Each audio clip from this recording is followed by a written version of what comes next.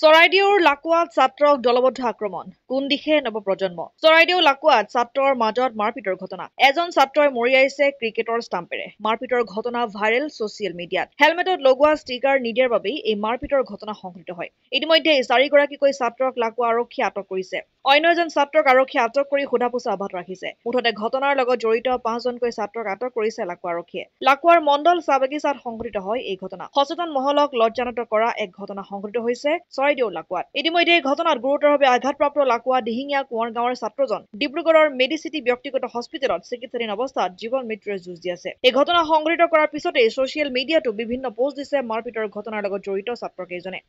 যোৱাকালি লাকুৱাত কেইগৰাকীমান যুৱক আৰু কিশোৰৰ মাজত সংঘটিত হৈ যোৱা এটা ঘটনা মাৰপিটৰ ঘটনাই আচলতে সমগ্ৰ লাকুৱাৰ যি সচেতন ৰাইজ আছে বা সমগ্ৰ লাকুৱাবাসী ৰাইজক সচকিত কৰি তুলিছে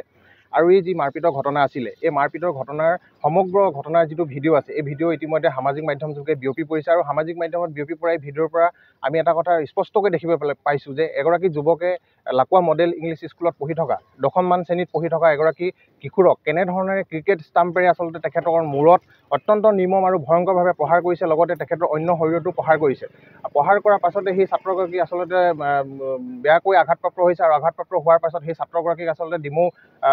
যি চুকাফা মেডিকেল আছে তেখেত তালৈ নিয়া হৈছিল যদিও তাৰ পৰা লগে লগে তেখেতক উন্নত চিকিৎসাৰ বাবে ডিব্ৰুগড়লৈ স্থানান্তৰ কৰা হয় আৰু ইতিমধ্যে ডিব্ৰুগড় এখন ব্যক্তিগত চিকিৎসালয়ত ছাত্ৰগৰাকী সংকটজনক অৱস্থাত আইচিইউত চিকিৎসাধীন হৈ আছে এই সমগ্ৰ ঘটনা আচলতে আমি লাকুৱা আঞ্চলিক ছাত্ৰ সন্থাই কি ভাষাৰে নিন্দা দিম এই নিন্দা কৰিম বা গৰিহণা দিম আচলতে আমি ভাষাহীন হৈ পৰিছোঁ যিহেতু দেখিবলৈ পাইছোঁ যে এই ঘটনাৰ সৈতে জড়িত কেইবাগৰাকীও কিশোৰ জড়িত হৈ আছে আৰু আৰক্ষী প্ৰশাসনে ইতিমধ্যে এই ঘটনাৰ সৈতে জড়িত কেইগৰাকীমান যুৱক তথা কিশোৰক আটক কৰিছে কিন্তু আমি আৰক্ষী প্ৰশাসকক আমি দাবী জনাইছোঁ যে অতি শীঘ্ৰে এই ঘটনাৰ সৈতে জড়িত হৈ থকা যিসকল দোষী আছে প্ৰত্যেকগৰাকীকে আটক কৰিব লাগে এগৰাকীও যাতে দোষী ইয়াৰ পৰা কোনো কাৰণতে হাৰি যাব নোৱাৰে আৰু আইনৰ আওতাত আনি তেখেতলোকক উচিত তথা দৃষ্টান্তমূলক শাস্তি প্ৰদান কৰিব লাগে আৰু আমি অত্যন্ত আচৰিত এটা কাৰণে হৈছোঁ যে এই যুৱকগৰাকীক যেতিয়া তেখেতলোকে মাৰপিট কৰিলে মাৰপিট কৰাৰ পৰৱৰ্তী সময়ত সেই যিকেইগৰাকী যুৱকে লগ লাগি মাৰপিট কৰিছে তেখেতলোকে ইনষ্টাগ্ৰামত থকা তেখেতলোকৰ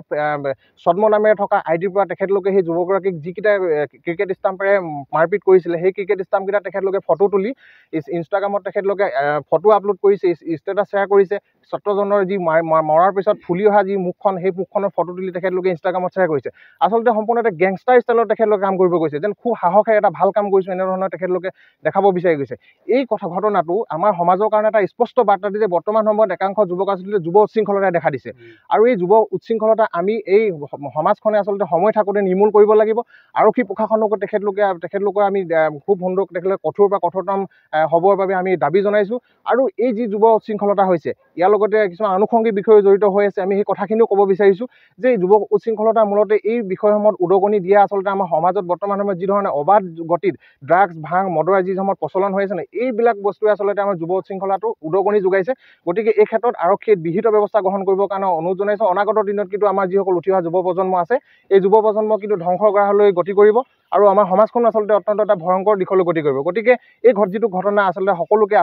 আচৰিত কৰি তোলা ঘটনা এই ঘটনাৰ সৈতে জড়িত হৈ থকা দোষীক উচিত শাস্তি দিবৰ কাৰণে আমি লাকুৱা আঞ্চলিক ছাত্ৰ সন্থাৰ তৰফৰ পৰা দাবী জনাইছোঁ আৰু এই ক্ষেত্ৰত বা এই যুৱ শৃংখলতা তথা এই সমাজৰ যি অপসংস্কৃতি অপকৰ্ম আছে এই অপকৰ্মসমূহ নিৰ্মূলৰ ক্ষেত্ৰত আমি আৰক্ষী প্ৰশাসনক যেনেধৰণে আমি সহায় কৰিব লাগে সেই সহায় আমি আমাৰ আঞ্চলিক ছাত্ৰ সন্থাৰ তৰফৰ পৰা আমি প্ৰদান কৰিম বুলি প্ৰতিশ্ৰুতি দিছোঁ মথুৰাপুৰৰ পৰা ইছলাম আহমেদৰ ৰিপৰ্ট অসম আদিত্য।